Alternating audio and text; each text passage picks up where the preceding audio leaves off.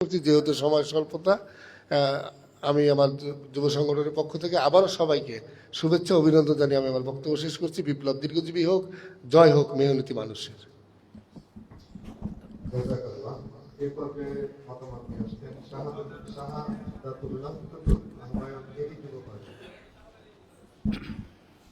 বিসমিল্লাহির রহমানির রহিম। আজকের অনুষ্ঠানের সভাপতি, প্রধান অতিথি এবং অতিথিবৃন্দ সবাইকে শুভেচ্ছা এবং সালাম। আল্লাহ শুকরিয়া আদায় করছি এরকম চমৎকার একটা অনুষ্ঠানে সামিল হতে পেরেছি। আমি একটি কথা বলেই শেষ করব। আমাদের প্রধান অতিথি রয়েছেন, সেটি হচ্ছে যে 12 তারিখের নির্বাচনের মধ্য দিয়ে যে সরকার গঠিত হয়েছে, আমাদের অনেক ভাইরা বলেছেন যে ফ্যাসিবাদের পরে আবার কি আরেকটা আন্দোলন বা সংগ্রাম আমাদের করতে হবে কিনা। আমি মনে করি এটি নির্ভর করে আমাদের উপরে, শুধুমাত্র বিরোধিতা নয়। আমি মনে করি গঠনমূলক সমালোচনাই হচ্ছে একটি রাজনৈতিক দলের কর্মীর প্রধানতম কাজ। আজকের যুব সমাজ সংগঠনগুলোর পক্ষ থেকে আমরা বর্তমান সরকারের কাছে যুব অধিকার ভিত্তিক প্রস্তাবনা আমরা উপস্থাপন করতে পারি। আগামী বাজেটে যুব এবং ক্রীড়া মন্ত্রণালয়ের যে খাতগুলো রয়েছে, যে কর্মসূচিগুলো রয়েছে, সেগুলো নিয়ে আমরা কথা বলতে পারি। আমি মনে করি আমরা যদি আমাদের কথাগুলোকে, আমাদের বাণীকে, আমাদের আওয়াজকে বুলন্দ করতে পারি, তাহলে এই সরকারকে দেশ পরিচালনার ক্ষেত্রে একটা গুরুত্বপূর্ণ ভূমিকা রাখতে সহায়তা করবে। আর সমালোচনার জায়গা, আন্দোলন সংগ্রামের জায়গা তো সবসময় ওপেন থাকবে, সেটি প্ল্যান করে করা লাগবে না। তাই আজকে আমি মনে করি আজকের এই বৈঠক থেকে, আজকের এই ইফতারের পূর্ব মুহূর্ত থেকে আমরা সরকারের গঠনমূলক সমালোচনা, সরকারের জন্য করণীয় কী, এরকম প্রস্তাবনা আমরা উপস্থাপন করতে পারি। সবাইকে আন্তরিক ধন্যবাদ। আসসালামু আলাইকুম।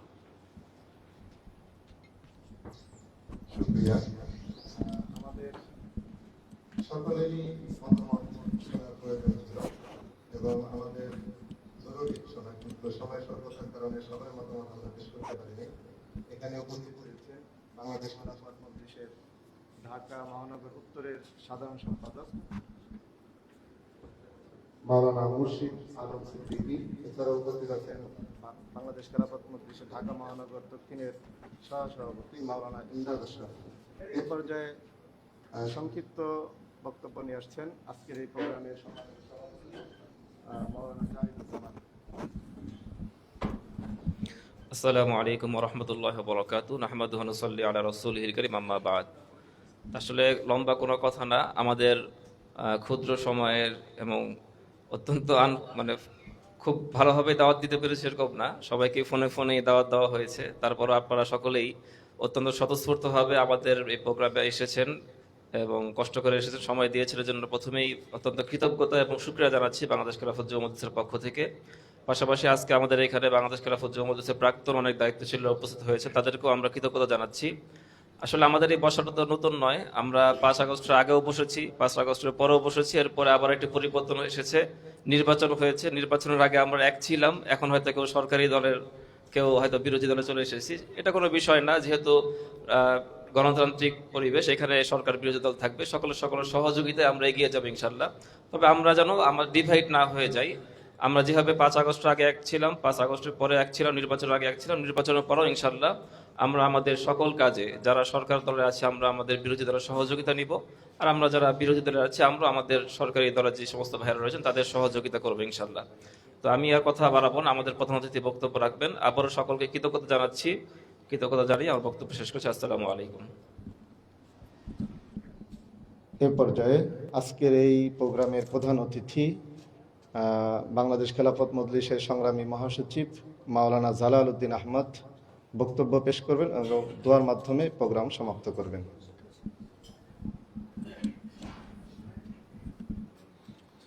আসসালামু আলাইকুম ওয়া রাহমাতুল্লাহি ওয়া বারাকাতুহু।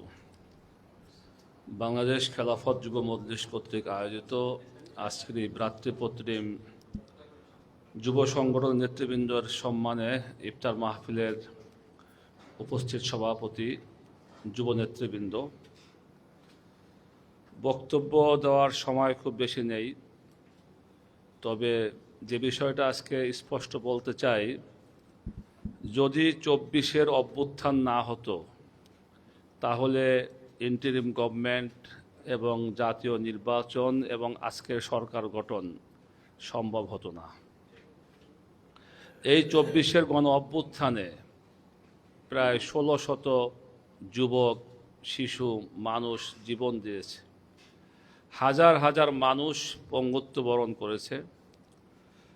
তো যেই স্বৈরাচার এবং ফ্যাসিবাদের বিরুদ্ধে 24-এর অভ্যুত্থান হলো, ভবিষ্যতে একটি সুন্দর বাংলাদেশ গড়ার লক্ষ্যে আমরা যে একটি জুলাই সনদ তৈরি করলাম, প্রায় 33টি দল মিলে 3 মাসের মতো সময় লাগিয়ে আমরা একটি জুলাই সনদ আমরা তৈরি করলাম।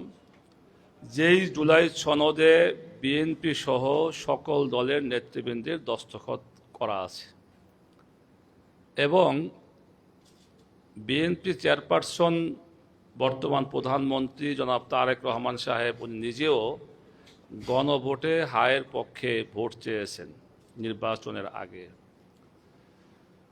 তো আজকে এই জুলাই সনদে একথাও স্পষ্ট উল্লেখ করা ছিল যে নির্বাচিত সংসদ সদস্যগণ ওনারা শপথ গ্রহণ করবেন এবং সংবিধান সংস্কার পরিষদ শপথ গ্রহণ করবেন।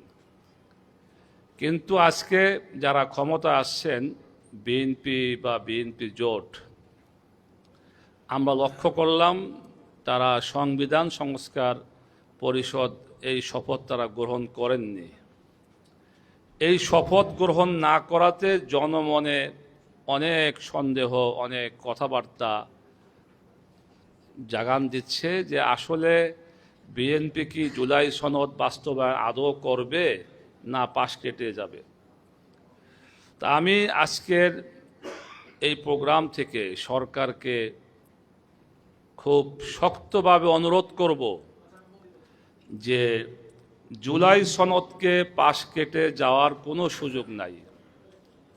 যদি আপনারা পাশ কেটে যান, আবারও সেই স্বৈরাচারের পন্থায় আপনারা পথ চলতে থাকেন, তাহলে আপনাদের সরকারের জন্য খুব ভালো কিছু হবে না।